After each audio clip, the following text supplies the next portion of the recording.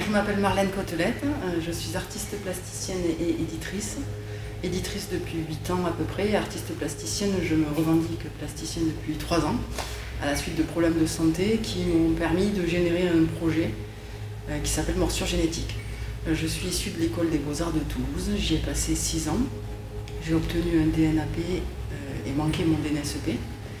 Alors, Morsure Génétique, c'est un projet qui est né d'une difficulté médicale. J'ai rencontré des problèmes à la mâchoire et ne pouvant m'exprimer avec des mots très clairement auprès des autorités médicales, j'ai développé le projet que j'ai ensuite appelé Morsure Génétique, où j'ai commencé à matérialiser mes douleurs, d'abord à les représenter de façon assez scientifique avec le matériel que j'avais, c'est-à-dire à base d'imagerie médicale sur lesquelles je venais à poser des tensions que je représentais en bleu, des douleurs, des inflammations que je représentais en rouge, tout ça par le biais du dessin numérique.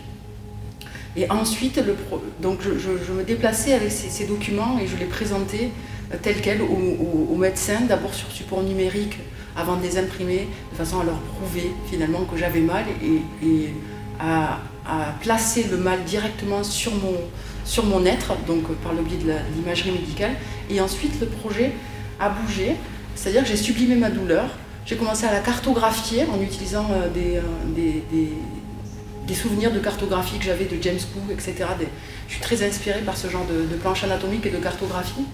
Et donc, j'ai commencé à dessiner par exemple ce qu'on appelle une névralgie. Alors, une névralgie, c'est un point qui vient sur le visage et puis qui est un peu constellaire et puis qui a des mouvements. Alors, comment matérialiser un événement fantôme que personne ne voit? Donc ça par le biais de la cartographie.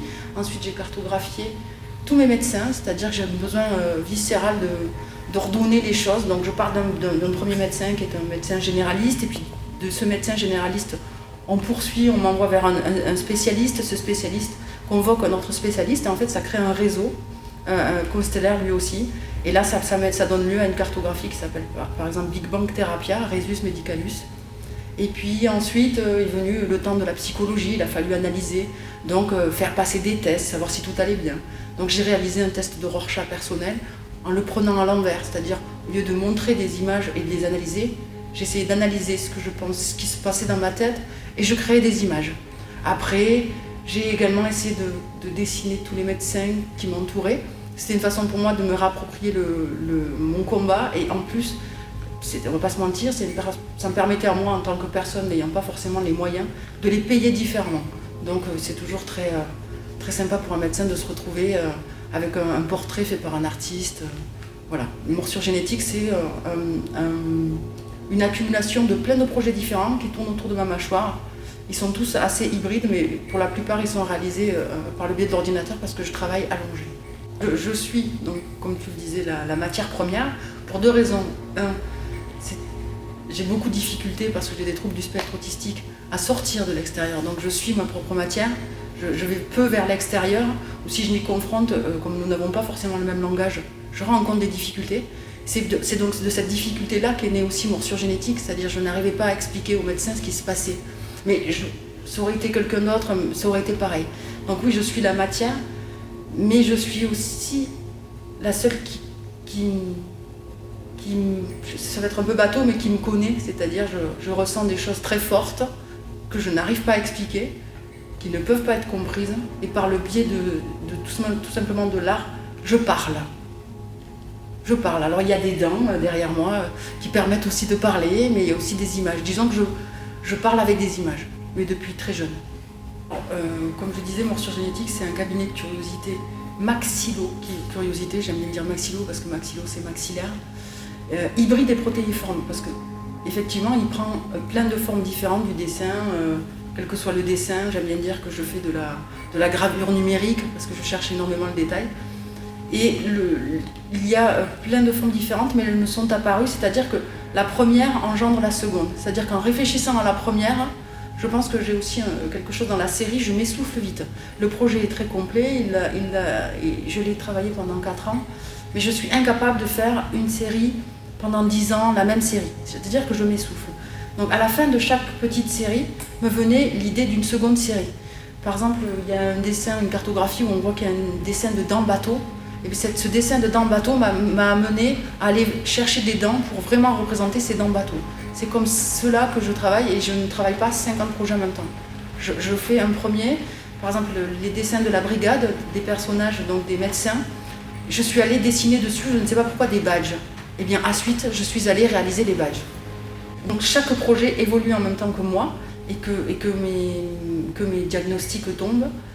Et c'est comme ça que je nourris finalement le projet. Et il y a certaines planches qui vont être très très dures, il y en a très littérales et d'autres beaucoup plus nuancées parce que finalement, au bout d'un moment, on accepte aussi. C'est ce qu'ils appellent la résilience, l'abnégation par rapport à ce qu'on vit. Donc à la fin, on s'en détache un petit peu. Donc il y a des pièces qui sont les dernières que j'ai réalisées, qui sont plus anecdotiques, où ce sont des outils pinceaux, où finalement je décide que l'Homo maxillo habilis a vraiment vécu avec une mâchoire un peu bizarre et qu'il utilisait des dents pour créer des peintures. Donc c'est ce que j'ai appelé l'archéologie, la curieuse archéologie. Et donc après, je délire sur un nouveau, mais finalement les cartographies, ça sera le maxillo-royaume. Il y a donc eu un royaume. Voilà, c'est comme ça en avançant que j'ai créé ce projet. Alors oui, il y a une dimension, malgré que je sois auto-centrée, en tout cas sur ce projet, il y a une dimension beaucoup plus large, pour la simple et bonne raison qu'on a tous eu mal. On a tous eu mal d'une façon ou d'une autre, que ce soit une douleur physique, ou que ce soit une douleur psychologique, que ce soit là, par le deuil ou par soi-même une angoisse, ou quel que soit, on a tous eu mal. Et ce qu'on me dit le plus souvent, c'est les gens trouvent qu'il y a une certaine cohérence, c'est-à-dire qu'on suit l'aventure comme finalement chaque personne pourrait suivre la sienne. C'est une sorte de petite mort. On accepte d'être différent, d'être malade, on accepte le protocole, on accepte de se soumettre à l'autorité médicale. On a tous finalement on n'y échappera pas parce qu'on est pourvu de sens et que en plus comme la douleur ne se quantifie pas, elle est propre à chacun et chacune. Je pense que c'est ce que voient les gens et surtout je pense que s'ils rentrent dedans c'est parce qu'il y a beaucoup d'autodérision. Malgré des zones de très grande douleur, finalement les dessins les plus violents sont ceux qui ne disent rien. Quand je me dessine avec des piqûres, etc., c'est littéral, on le voit, c'est bien moi qui ai mal et non pas la personne. Quand la personne se retrouve face au test de Rorschach et elle vient lire tout doucement et voir, là finalement elle est confrontée à ses propres peurs.